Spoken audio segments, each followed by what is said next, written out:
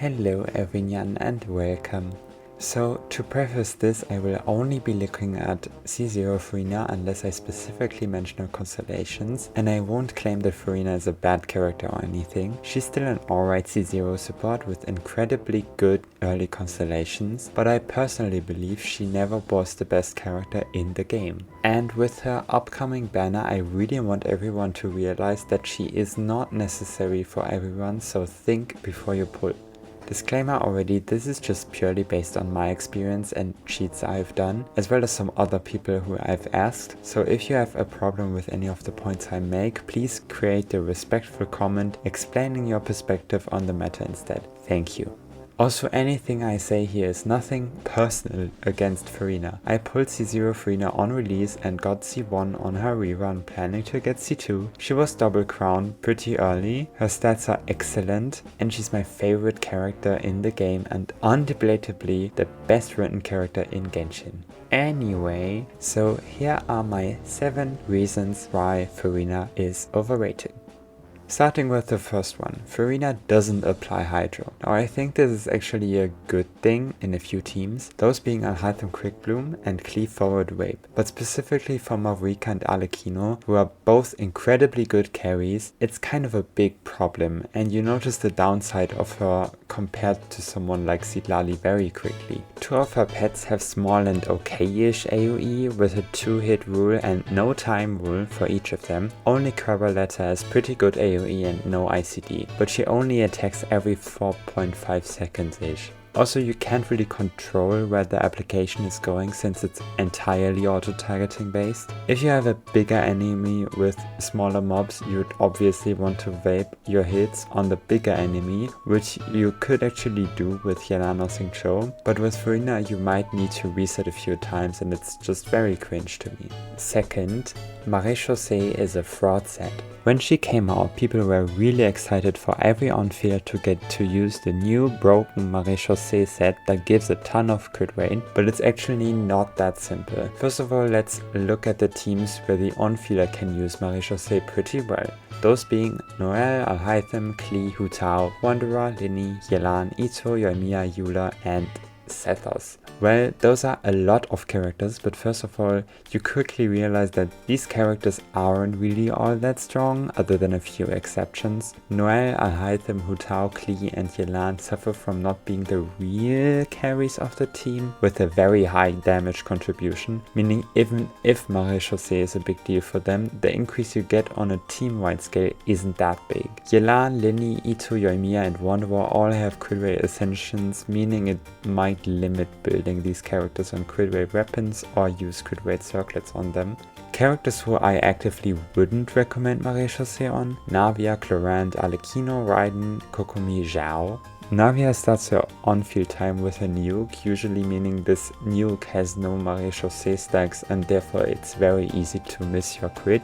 And missing the crit is really harsh on Navia. Clorant has too much crit rate and her signature set is also very good. Arlecchino can't heal herself frequently and the first hits are also the biggest ones. And her set is also pretty good. Raiden's set is better, Zhao's set is better, he has a crit rate ascension and a crit rate signature. Kokomi can't build crit at all. So the real winners of Marechaussee chest are just Eula, who can't really use the 2-piece to its full effect. Like, you can tell how scuffed this feels. Also, Furina's best teammates could use Marechaussee anyway, or use Obsidian, which is just straight up better than Marechaussee. That leads us to the third reason. Her buffing isn't actually that great. Compared to the new Natlan buffers, her buffing seems quite underwhelming at C0. Getting to use Marechaussee on the few characters where it's actually a big deal changes this point a bit, but as I discussed previously, there just aren't too many Marechaussee chesters at the moment. So how does her buffing work? At C0 you can't use her without any kind of healing, which we will get into at a later point, and a single target healer behaves differently compared to a team-wide healer. A team-wide healer can provide front-loaded stack generation which leads to a high average on her buff. A single target healer can't provide that and makes the buff seem a bit more underwhelming, unless it's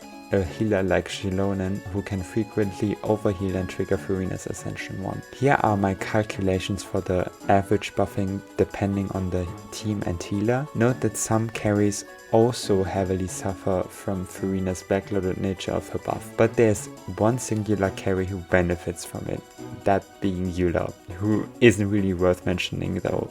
Fourth reason, her damage.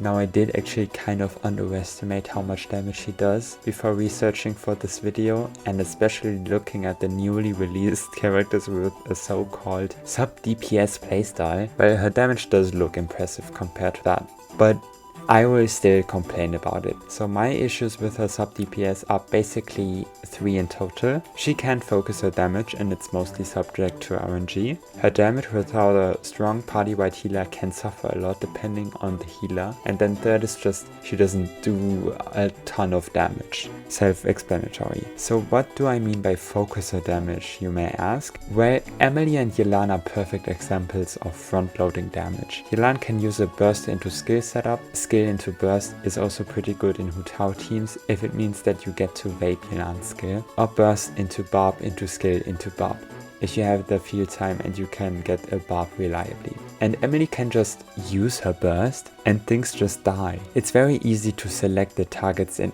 Yelan's case, but Emily on the other hand heavily benefits from being Bennett buffed, for example, which just gives her nice wave content potential and good flexibility regarding different combat situations. Furina's damage is entirely sustained and her EQ combo tickles the fucking enemy, and yeah, Crabber letter AoE is also subject to RNG, unlike Emily's burst and Yelan's skill. Next is her damage without a strong Partywide healer. First of all, the fanfare buff gets worse obviously. Second, she can potentially lose her 1.4 times multiplier in her skill description, which she only gets when all team members are above 50% HP. Now in our Hytham teams with Cookie, she basically has 1.3 multiplier as a baseline since Cookie drains her own HP for some stupid reason, but it's not really that big of a deal since she doesn't even get to be buffed in our Hytham's team anyway, so she's not really doing that much damage. And the third point, it's just not a lot compared to a character like Emily or Chiori, and even Yelan sometimes. Her energy recharge requirements can also be quite high, and unlike Yelan, she doesn't benefit from using the 4-piece effect of Emblem. Her 4-star weapon options also aren't that good for damage other than Festering Desire, which, let's be real, most of us don't have. Just to conclude this and to prove my point, have you ever looked at your screen and said, wow, Furina does so much damage here, she's really carrying the team, even if you had her early constellations unlocked? Because I don't think so. You can say that about good sub-DPS characters like Yelan and Emily, but it doesn't really feel right to say that about Furina. Fifth reason, Partywide healers suck.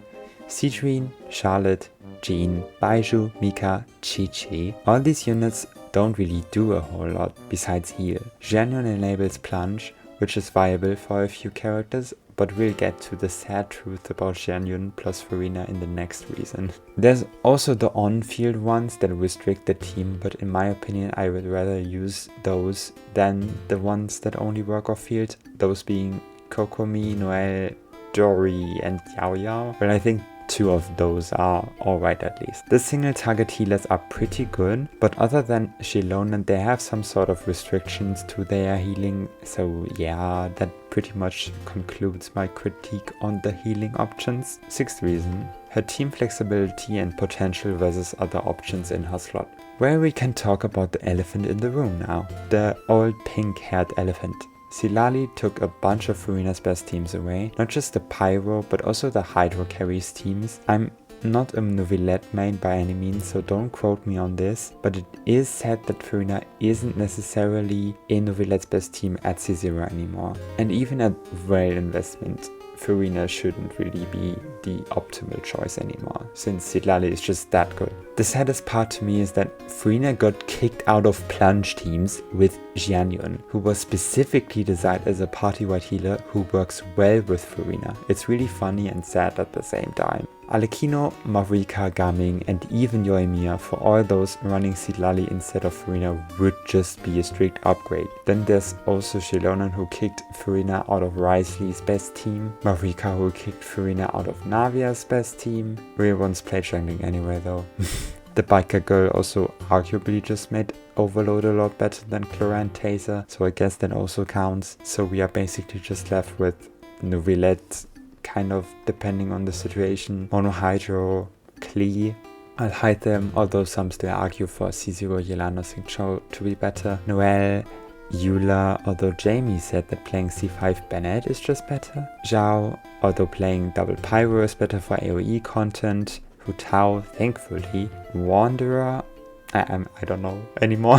Kind of Chaska, I'm not sure if Mavrika Bennett Sitlali is always better than Bennett Sitlali Furina. Niloom is pretty difficult to answer since there's so many different things you have to take into consideration and I'm not a Niloom main. A speedrunner friend of mine said Furina is pretty alright, but the CN speedrunning community uses full EM Xingqiu and gets the fastest clears with that, so yeah, I don't know. Ito, double Geo, double Hydro is better than triple Geo. Sethos and Sino, if you are into those. Ningrong, Freminet, Lunette, if you really want to stretch it. Those are still a lot of teams, don't get me wrong. But let's be real, how many of these teams can actually compete at the moment with the best of the best? Hu Tao is a good contender, I would say, but if we only focus on C0 stuff, she's a bit cringe, but yeah, she's still solid. Chaska in single target, but again with a lot of whens and ifs. And Novilette, who is actually insanely good, but if you want the best for C0 Novilette, you don't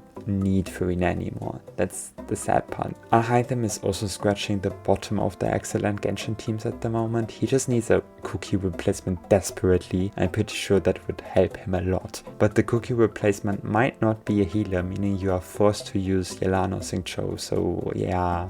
Seventh reason, signature and cancellations. There's not much to say here other than her signature is never really worth getting and has zero supportive effect. Only places where you would like to get signature, situations where she's a big damage contributor and her energy recharge requirements are relatively low, and key wouldn't be better than signature. Monohydro, Novilette, Raiden double Hydro. And her C4 sucks. It only gives 16 energy per rotation, which is quite bad for an energy restoration constellation. But yeah, other than that, her constellations are obviously insane. I think C1 is underrated and C2 is slightly overrated, just because people still kind of overrate Furina's personal damage at C2. C2 is only really a massive boost in personal damage with team-wide healers. Otherwise, it's not really that crazy. It's still a nice constellation to like fix her buff consistency. But yeah, I guess the last reason wasn't as harsh as the other ones, so I hope the Furina stans won't throw a lot of bricks at me in the comments. At the end of the day, she's still Hydro, her buff is still useful, her personal damage is worth talking about even if I think it's overrated, and they can always release Partywide Healers that actually do stuff, so don't give up on her just now. If you have any more questions, leave them down below in the comment section. If you like this little critique on Furina, feel free to like and sub, it would help me out. Have a nice day.